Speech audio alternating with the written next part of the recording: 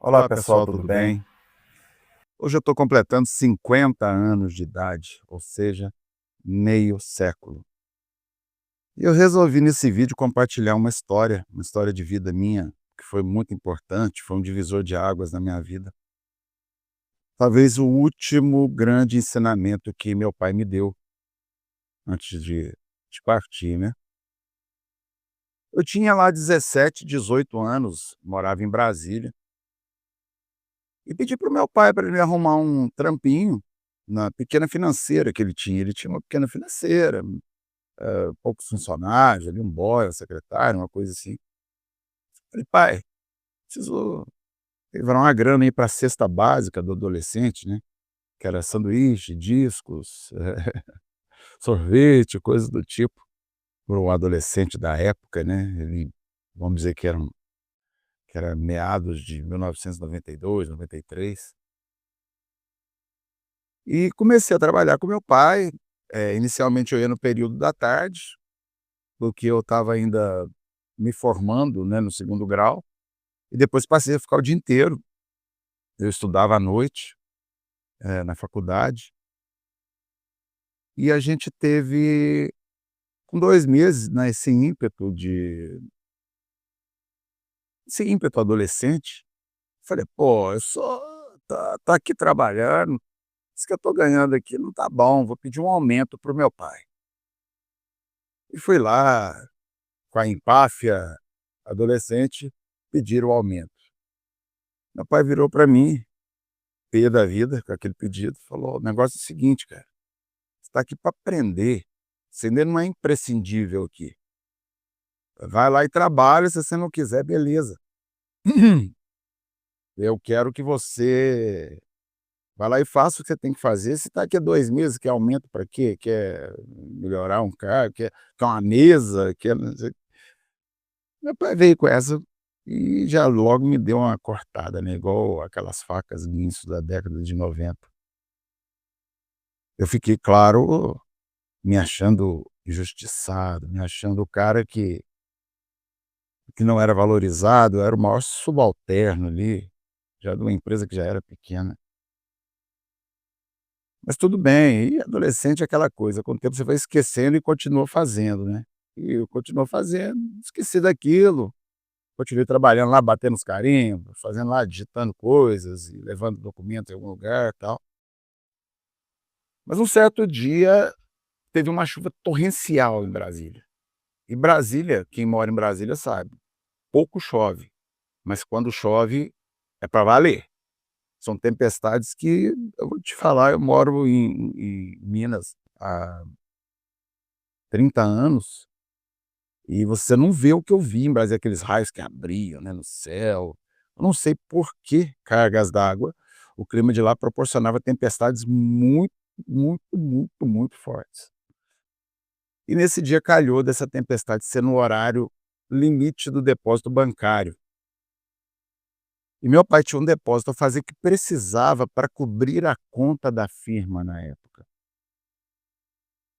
E a firma, se não cobrisse a conta, cheques iriam voltar. Iria pipocar, e na época juros altos, tudo pagava muito juro, tudo pagava muita taxa. Ainda é assim, né. O Brasil ainda é um país extremamente burocrático, atrasado nesse aspecto. E ninguém queria ir lá fazer o bendito do depósito. Depósito de cheques, dinheiro, tudo mais. Porque a chuva estava realmente uma chuva, não dava para sair de carro, você imagina a pé.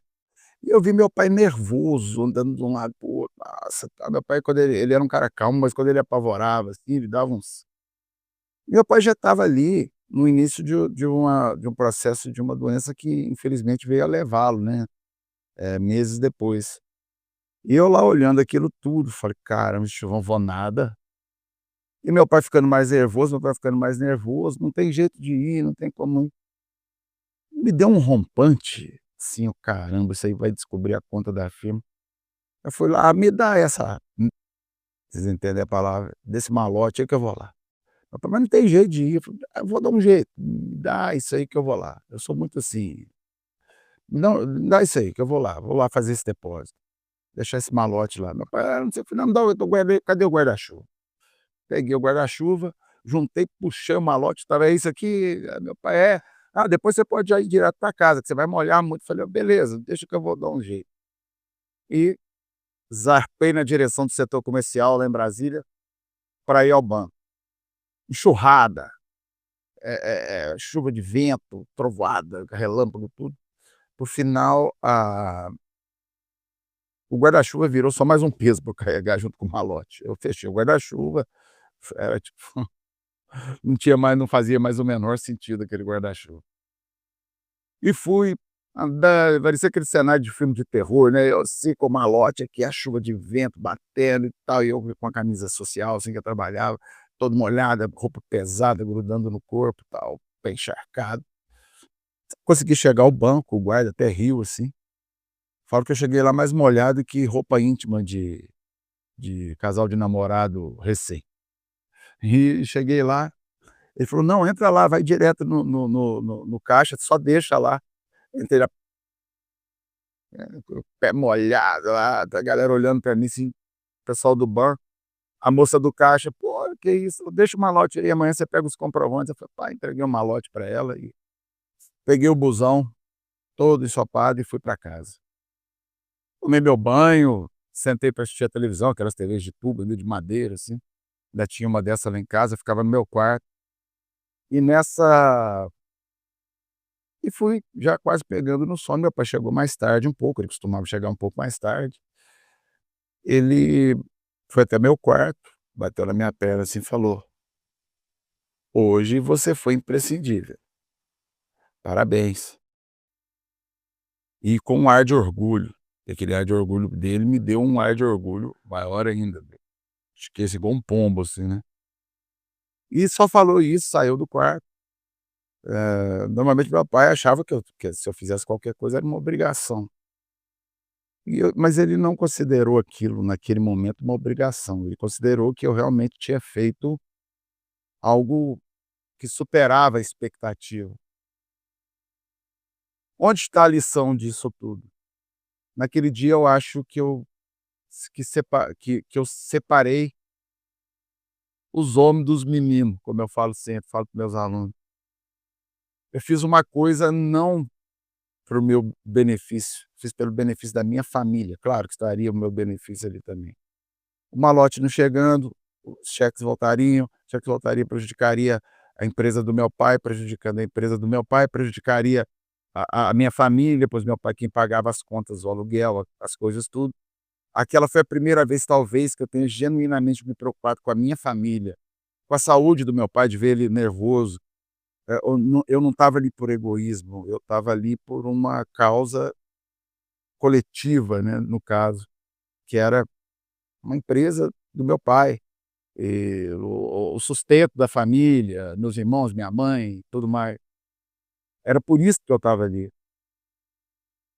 E eu acordei no outro dia muito eu acordei diferente, acordei orgulhoso, botei minha roupa, fui trabalhar cedo, e cheguei lá, eu cheguei com outro ar. Eu cheguei assim, eu me senti o herói. E eu aprendi que realmente na vida a gente vale se a gente for imprescindível. "Ah, mas eu vou morrer se eu não for", Flávio. Não, você não vai morrer. Você só não vai ser importante. E viver a vida sem ter uma importância é muito ruim.